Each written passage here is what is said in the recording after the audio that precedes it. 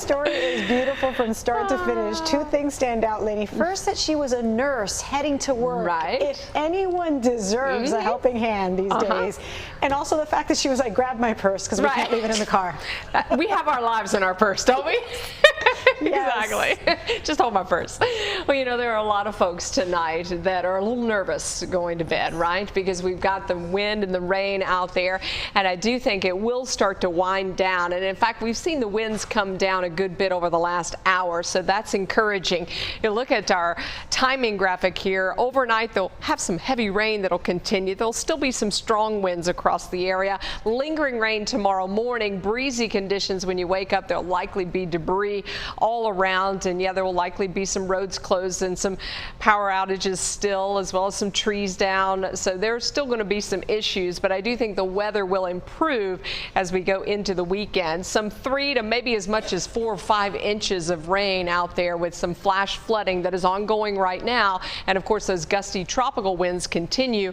50-mile-per-hour winds now, with Ian moving north at 15 miles an hour. It's expected to slow down just a bit. It'll move overhead in the Triad about 2 a.m. and then work its way northward into Virginia by tomorrow morning. A lot of the very heavy rain is over us now or to our northwest, so that is good news. Some of those strongest wind gusts today were above 50 miles an hour, and it left, of course, a trail of damage reports. Most of these trees and power lines down all across the area, and we'll likely have a few more of these even overnight. Best place in your home, safest places, lowest floor away from windows. You might want to consider that when you go to bed. Not crazy to sleep downstairs. You do notice that we've got some of those reports in the heart of the Triad, and I talked about some of them at the top of the newscast.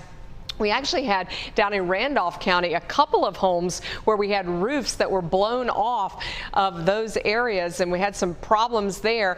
Also having some problems with my little machine that moves all the graphics around, so I'm going to step off and just do this for you. We got trees uprooted and snapped. That was in the Coleridge community. Also some trees uprooted and snapped in and around Asheboro with the roof blown off there. Had a report similar to that in the Thomasville area. You're looking at those wind gusts right now that are in the mid-30s range across the region, and the highest gusts today were close to 50, at least in Greensboro, 45 in Winston-Salem, 47 in Burlington. I've noticed we still have that tropical storm warning that is up for our area, so that is likely going to continue. And we have wind gusts in our mountain towns that are in the mid-30s today as well, and a wind advisory that's going to continue across the area. We have a flash flood warning and advisory that is over the Piedmont Triad at this point, and that is because we have seen some 1 to 2 inches of rain already, and we're going to continue to have more rain. So the rainfall totals that you see on the screen, take a look at those. You're seeing close to 2 inches in Greensboro, also just over 1.25 inches that has fallen in Asheboro, and Lexington 1.75 inches, and notice too just over 1 inch in North Wilkesboro. And then in Mount Airy we had just over 1.25 inches of rain as well. Boy, this is interesting. I think when we lost power earlier today, none of our clickers are working, so I'm just going to use the space bar. It'll give me an opportunity actually to kind of pull this in so we can see the rest of this. Notice that the rain across the area is heaviest around Burlington. We've got heavy patches too up toward Danbury, and we're looking for that to kind of continue to work its way to the north. So that will continue. Heavy rains too over toward Mayodan. And you can see Blues Creek has some heavier rain. Downpours around Mount Airy. It's pretty heavy in that area too. And then widening out the view, as I mentioned, most of that rain shield is getting west of us, but we're not quite out of it. I do think another few more hours of the rain, and then we'll see at least lighter rain or kind of more scattered rain in our forecast overnight into tomorrow morning.